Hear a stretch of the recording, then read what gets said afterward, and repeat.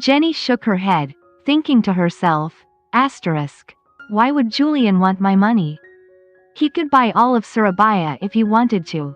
Imprisoning him is something only God could do. Asterisk. I'm going to sue him. I'll make sure he rots in jail. Give me back my phone. I need to call my lawyer, her father declared furiously. Seeing her father's anger, Jenny tried to calm him down. Dad, you can't do that. You'll never be able to imprison him. He's too powerful. Her father narrowed his eyes and asked, Who did you marry? Jenny lowered her head and mumbled, Julian. Her father's eyes widened in disbelief. What? Say that again. Softly, Jenny repeated, Julian. Speak clearly. Her father shouted. Jenny lifted her head and said, I married Julian. Her father was stunned. Julian? Jenny nodded. The CEO of the multinational company BAGOTAMA, Julian? Jenny nodded again. Her father couldn't believe the truth that his daughter had married someone so powerful and well-known.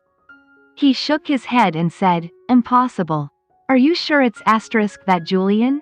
Maybe you married the wrong man. He struggled to accept the fact that his daughter was now married to Julian, the cold and notoriously ruthless CEO, who was now his son-in-law. Just as her father was about to ask more questions, Aunt Linda entered the room and said, Sir, a man named Bhaskara is waiting downstairs. Meanwhile, in the car, Julian was growing increasingly restless.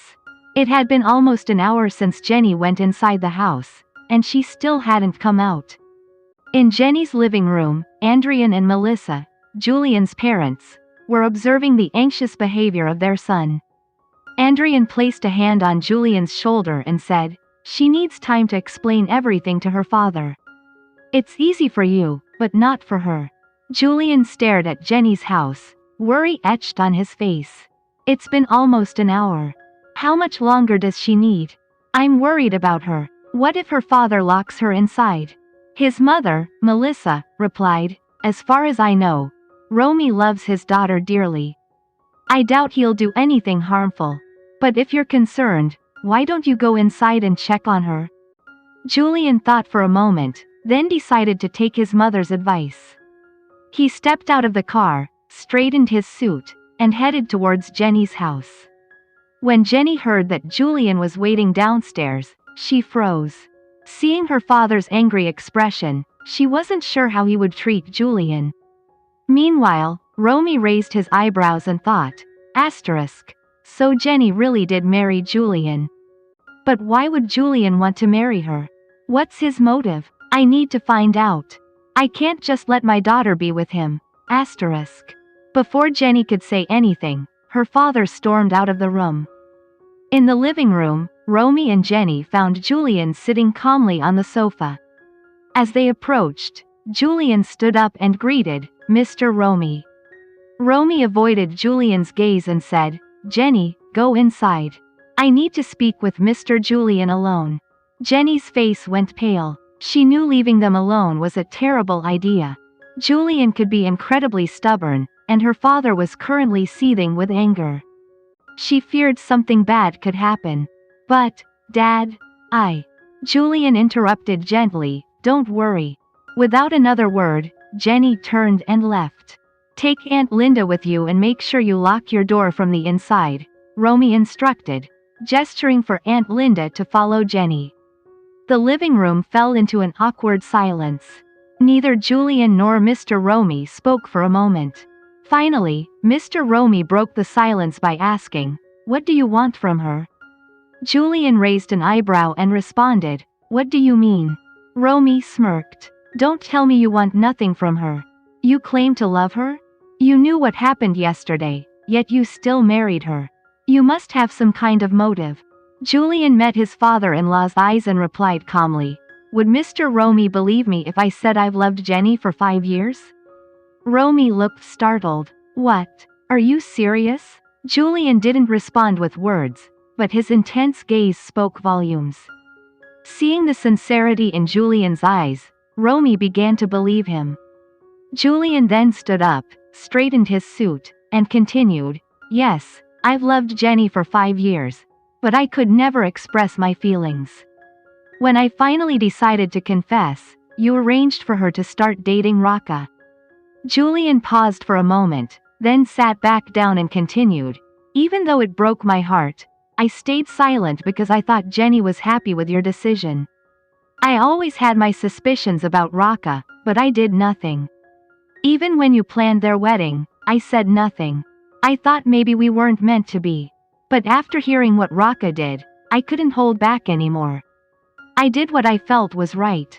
I've always wanted Jenny to experience what it feels like to be with someone who truly values her. I wanted her to fall in love with me before I asked her to marry me.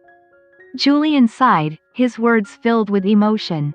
Mr. ROMI lowered his head, realizing that the fault partly lay with him. He had pushed Jenny into marrying Raka. Just as he was about to speak, Julian interrupted. Now that we're married, I'll make sure Jenny is always happy. No one will ever hurt her again. I will give her everything she deserves.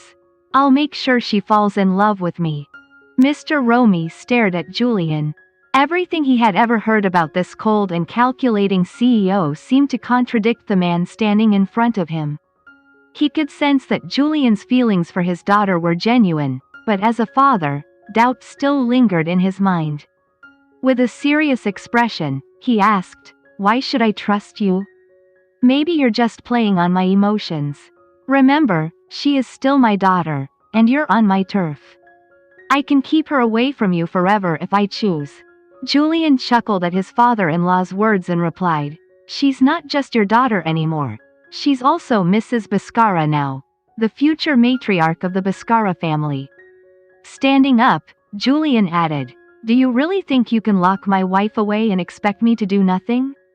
Inside the room, Aunt Linda whispered to Jenny, who was anxiously pressed against the door, "Young mistress." Jenny motioned for Aunt Linda to stay quiet as she continued listening. It had been over 15 minutes, but she couldn't make out anything. Anxiety crept in, tightening around her chest. Aunt Linda sighed as she noticed Jenny's growing unease. "Miss, please be patient. They'll call us once they're done talking." "Don't worry," she said softly. Jenny's patience snapped, and she almost shouted, "Aunt Linda, what kind of patience are you talking about? The ones talking out there are Julian and my father. I have no idea what's going on. What if they're arguing? What if my father gets angry and does something to Julian?" "Calm down, miss. Mr. Julian is a wise man, and so is your father.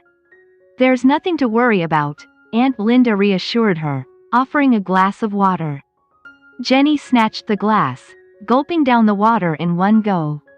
She then closed her eyes and began to pray silently, hoping for peace. Outside the bedroom, the atmosphere in the living room was starkly different. There, her father and Julian were engaged in what appeared to be a calm conversation. Her father sat up straight, his tone serious as he asked, "Mr. Julian, do you truly intend to take my daughter away without my consent?" Julian leaned back, exuding a relaxed confidence, and replied, "Well, I've already married her without your approval. So, taking her home shouldn't be a problem. After all, I'm merely bringing my wife home. I don't see any issue here." He paused for a moment before continuing, "And if you, Mr. ROMI, feel that I've taken advantage of your daughter, let me say this. If making her mine forever means taking advantage, then I'm ready to do so in every life we live."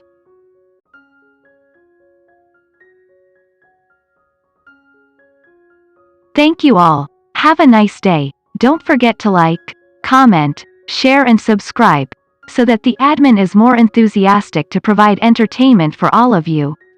See you in the next video.